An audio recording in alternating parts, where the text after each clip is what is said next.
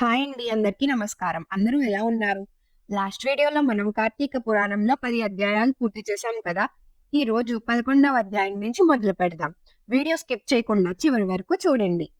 సంపూర్ణ కార్తీక మహాపురాణము 6వ రోజు పారాయణము ఏకదశాధ్యాయము అంటే 11వ అధ్యాయము.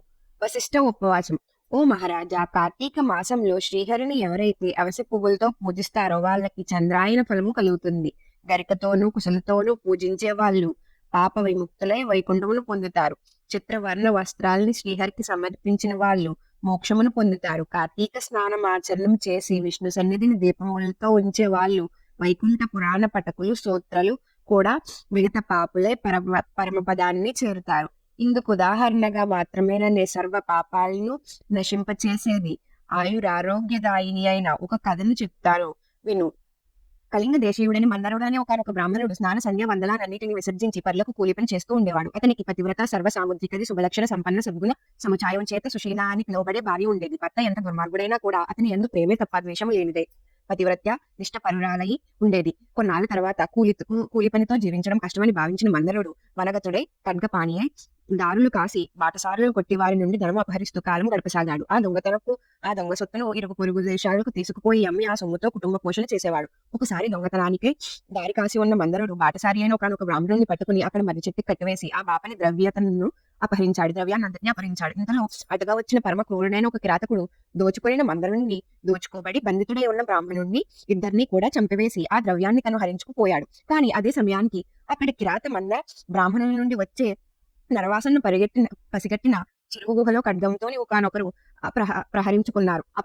ఆ జగడంలో పులి కిరాతకుడు కూడా ఏకకాలంలో మరణించారు. ఆ విధంగా మరణించిన విప్ర, మంద్ర, వ్రాగ్య కిరాతకులు జీవులు నలుగురు యమలోకముకు చేరి కాలసూత్రం అనే నరకాన్ని పొందారు. యమకంకరులు ఆ నలుగురిని పురుగులు ఆమెద్యములతో నిండి ఉన్న రక్తపు కుంపలో పాడవేశారు. ఇక భూలోకంలో భర్త మరణవార్త తెలియని మందరుని భార్య అయిన సుశీల మాత్రం నిత్యం భర్త ధ్యానమే చేస్తూ ధర్మవర్తంతో హరిభక్తితో సజ్జన సాంగత్యంతో జీవించసాగింది. ఒకనాడు నిరంతర హరినామ సంకీర్తన తత్పరుడు సర్వులయందున భగవంతుని దర్శించినవాడు నిత్యానంద నర్తనుడు అయిన ఒకనొక యతీశ్వరుడు ఈ సుశీల ఇంటికి వచ్చాడు. ఆమె శ్రద్ధా భక్తులతో అతనికి భిక్ష వేసి, అయ్యా, నా భర్త కార్యసిద్ధికై వెళ్ళి ఉన్నాడు, ఇంత లేడు, నేను ఏకాకిని ఆయన ధ్యానంలోనే కాలమును గడుపుతున్నాను అని విన్నవించుకుంది. అందుగాక యతి, ఆ అమ్మాయి, ఆవేదన పడకు, ఇది కార్తీక పౌర్ణమి మహాపర్వదినము. ఈ రోజు సాయంకాలము నీ ఇంట పురాణ పఠన శ్రవణవందనని ఏర్పాటు చేయందుకు గాను ఒక దీపం చాలా అవసరము. దీపానికి తగినంత నూనె నా దగ్గర ఉంది. నీ ఒత్తిడి ప్రమిదను సమర్పించినట్లయితే దీపం వెలిగించుచున్నాను అని సలహా ఇచ్చాడు. ఆ యతిశ్రేష్ఠుని మాటలు అంగీకరించి సుశీల తక్షణమే గోమయంతో ఇల్లంతా చక్కగా అలిగి పంచరంగుల ముగ్గులను పెట్టినది. పత్రిని శుభ్రపరిచి 2 ఒత్తులను చేసి యతీశ్వరుని వద్ద నూనెతో వాటిని వెలిగించి శ్రీహరికి సమర్పించింది. యతి ఆ దీప సహితముగా విష్ణువును పూజించి మనశుద్ధి కోసం పురాణ పఠనం ఆరంభించాడు. సుశీల పరిసరాల ఇండ్లకు వెళ్లి వారందరినీ పురాణ శ్రవణానికి ఆహ్వానించింది. అందరి నడుమ తాను కూడా ఏకాగ్రచితి అయి ఆ పురాణాన్ని వింది. అనంతరం ఆమెకు శుభాశిషులు అందించి యతీశ్వరుడు వెళ్ళిపోయాడు. నిరంతర హరిసేవల వలన క్రమక్రముగా ఆమె జ్ఞాని తదుపరిని కాలధర్మమును చెందినది. తక్షణమే శంఖ చక్రగింతులు, చతుర్భుగులు, పద్మాక్షులు, పితంబదరులు అయిన విష్ణుదూతలు నవన సుందర మందారి సుమతులతోని రత్నమౌక్తిక ప్రవల దూలతోను నిర్మించిన మల్లికాభరణకృత్యమై ఉన్న దివ్య విమానాన్ని తెచ్చి సుశీలని అందు అధిరోహింపచేసి వైకుంఠానికి తీసుకుపోసాగారు. అందులో వెళ్తున్న సుశీల మార్గం మధ్యలోని నరకంలో ముగ్గురు జీవులతో కలిసి బాధపడుతున్న తన భర్తను గురించి విమానాన్ని ఆపించింది.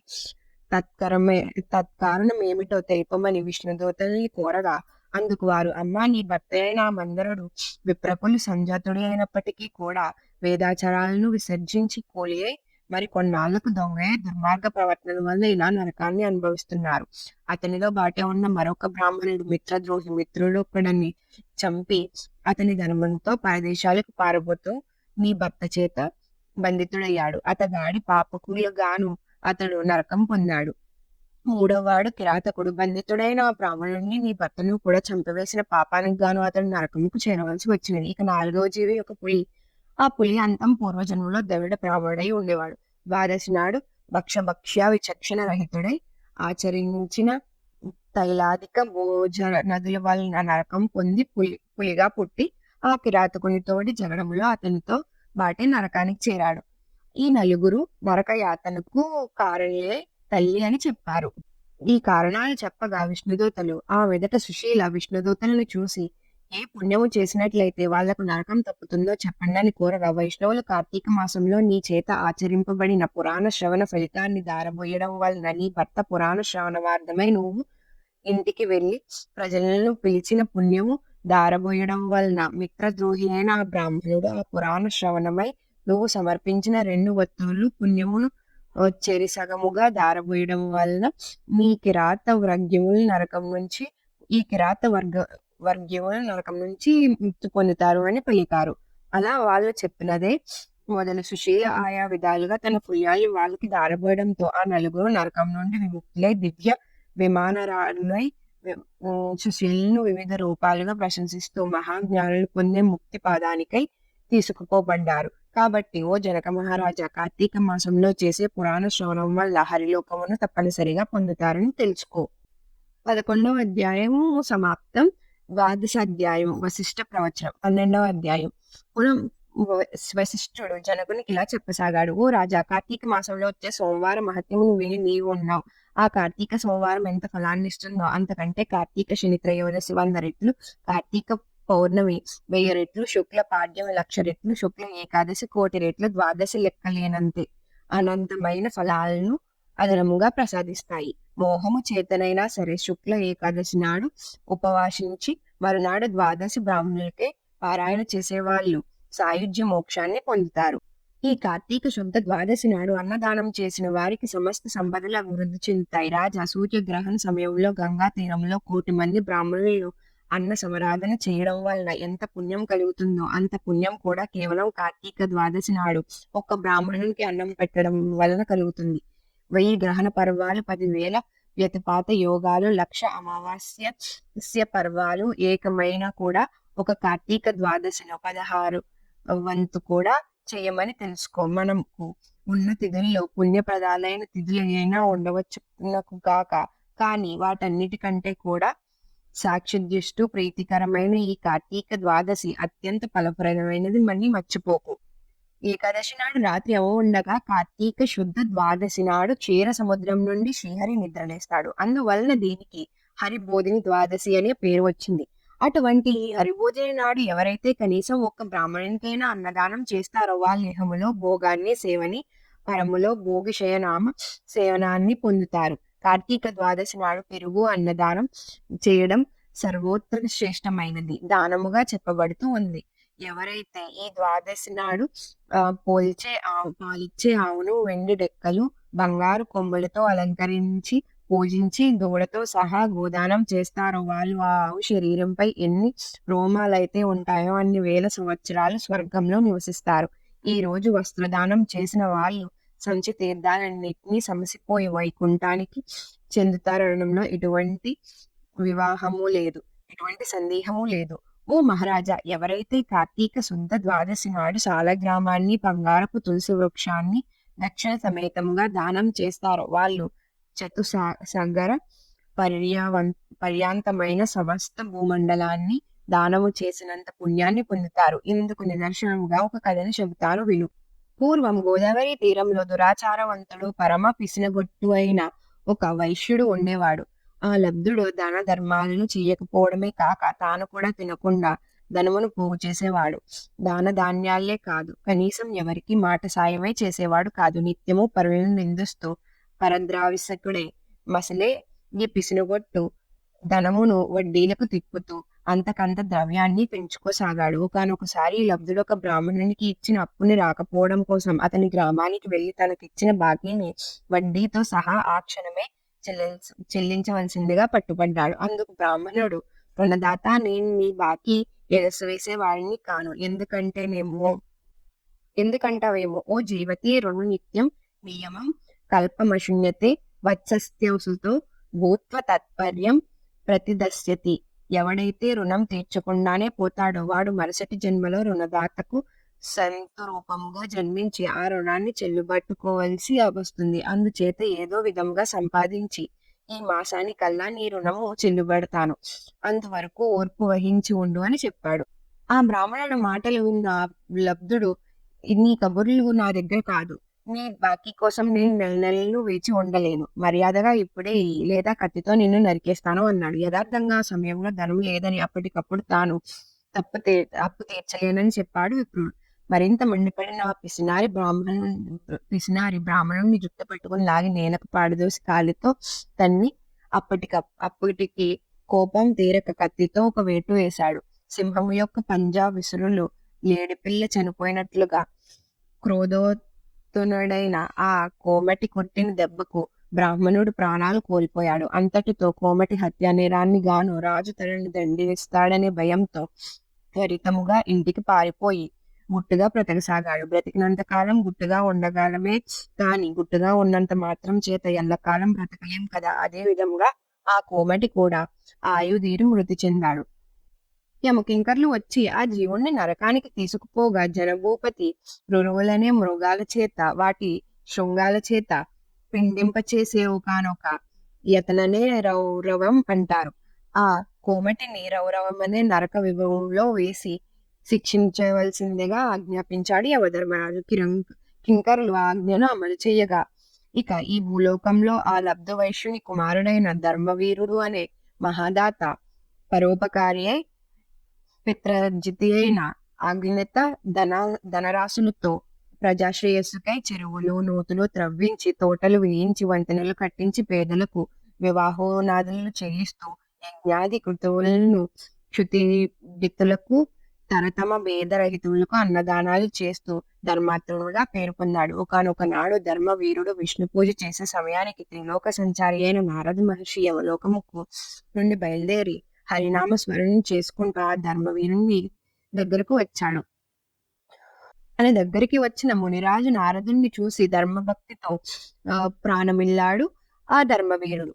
ఆరాధ్య పద్యాది వివిధోపచారాలతోని నారదుణ్ణి పూజించి, నారద దేవర్షులైన మీరిలా భూవర్షానికి అందున నా గృహానికి విచ్చేయడం వలన నా జన్మ ధన్యమైనది. ఏ దివ్య ప్రభు, నేను నీ దాసుడు, నన్నేమి చేయమంటావో ఆజ్ఞాపించు, నువ్వేం చెప్తే అది చేస్తానని వినయపూర్వకంగా వేడుకున్నాడు. అందుకు సంతసించిన నారదుణ్ణి చిరునవ్వుతో ముఖముగా కలవాడే ధర్మవీర, నా కోసం నువ్వేం చేయనక్కర్లేదు, నీ శ్రేయస్కే చెప్తున్నా. నా ఈ మాటలు శ్రద్ధగా విను. కార్తీక ద్వాదశి శ్రీ మహావిష్ణువుకు అత్యంత ప్రీతివంతమైన రోజు.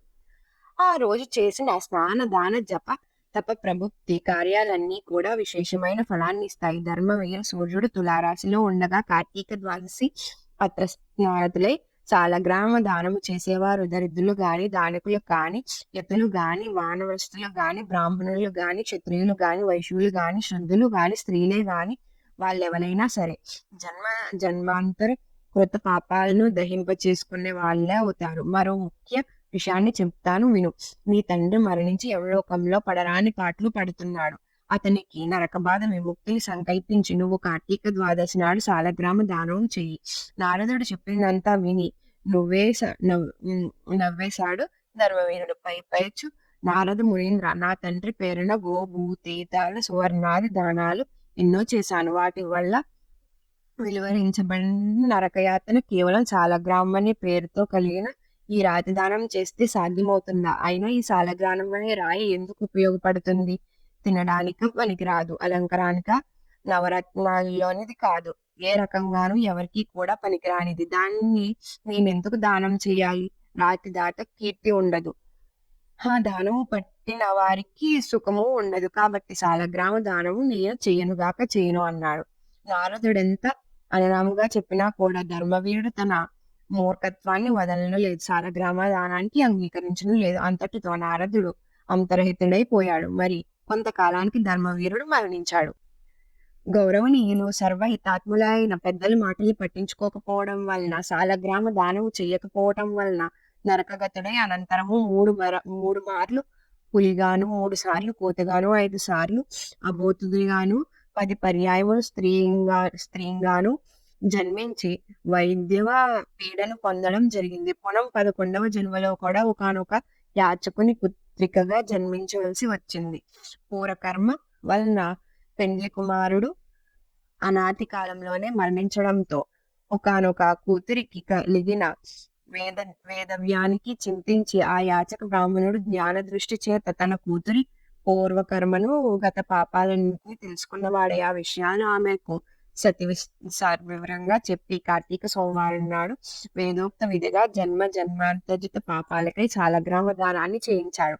ఈ పుణ్య ఫలాల వ్యాప్తి వలన మరణించిన పెండ్లి కొడుకు పునర్జీవితుడయ్యాడు. ఆ దంపతులు ఇహ జీవితాన్ని ధర్మ కామ సౌఖ్యాలతో గడిపి కాలాంతరం స్వర్గము చేరి పుణ్య ఫల శుభ వ్యాప్తులయ్యారు. తదుపరి ధర్మ వీరుడు 23వ జన్మగా ఒక బ్రాహ్మణుని ఎంట శిశువుగా పుట్టి పూర్వజన్మలో చేసిన మహత్య పూర్వక శాలగ్రామ దాన పుణ్య విశేషం వల్ల జ్ఞాని ప్రతి వర్ష ప్రయుక్త కార్తీక సోమవార పర్వదినాల్లో కార్తీక శాలగ్రామ దానాన్ని ఆచరిస్తూ ఆ పుణ్యఫలముగా మోక్ష ప్రాప్తుడయ్యాడు. ఇతగాడి శాలగ్రామ దానము మహాపుణ్యం వలన రౌరవగతుడైన ఇతని తండ్రి కూడా నరకం నుండి విముక్తుడయ్యాడు.